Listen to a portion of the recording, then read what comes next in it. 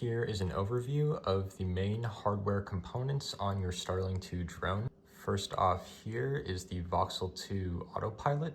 On the top here is a GPS unit used in outdoor flights.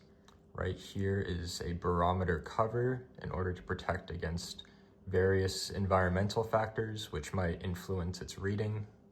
Right here is our Wi-Fi unit used in SSH and viewing video streams through Voxel Portal. The flashing board on the bottom of the drone is the ESC. Next, onto our front-facing image sensors. First off, we have a 12 megapixel high-res camera. This is useful for screenshots or taking videos. Next, we have a PMD time of flight sensor. This is useful in mapping. And then last but not least, we have our 1 megapixel tracking camera, and this is used in visual inertial odometry.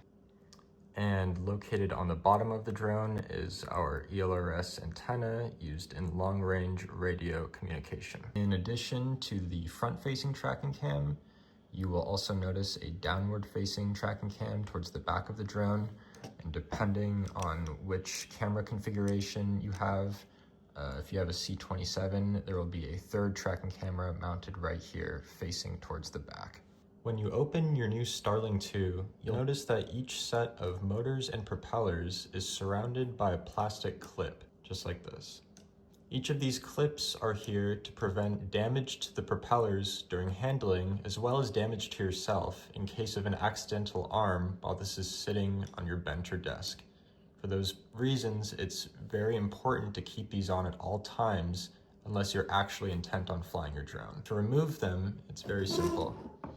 Simply use 2 index fingers, and you can use your thumbs braced on the leg here and pull back just like that to pop it off. While it's off, you can see that the motors and the propellers can spin freely.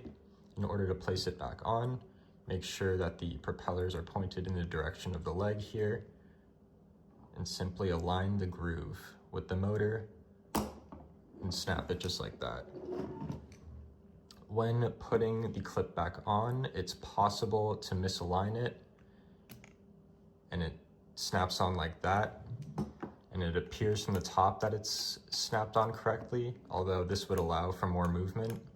Just make sure that the bottom part here is aligned with the leg properly to allow for proper restriction. Here is an overview of the various LEDs you will find on your Starling 2 drone.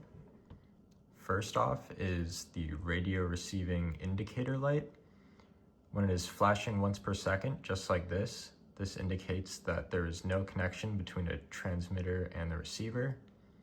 If this light is solid, that means a connection has been established. And if the light is flashing twice per second, that indicates that it is in binding mode. Next up is this tiny green LED located at the top of the drone, right underneath the GPS. This light indicates whether a position was able to be acquired by the satellites or not. Solid light means that a position is not acquired, and if it blinks once per second, that means that a position was able to be acquired. The rapid flashing blue LED light on the bottom of the ESC right here indicates that the ESC is powered on and is communicating with the autopilot. Should this LED ever be only solid and not flashing like this, that indicates that it does have power but is not actively communicating with the autopilot. And last but not least, the LED at the end of the Wi-Fi dongle will flash blue when it is powered on and transmitting data over a connection. Here is how to install a battery and power on your Starling 2 drone.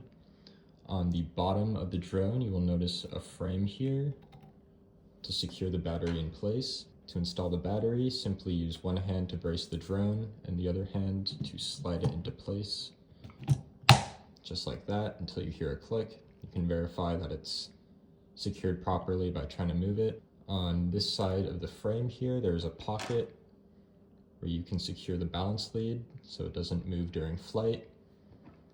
On the other side of the frame here is the port for the power connector. And you're good to go.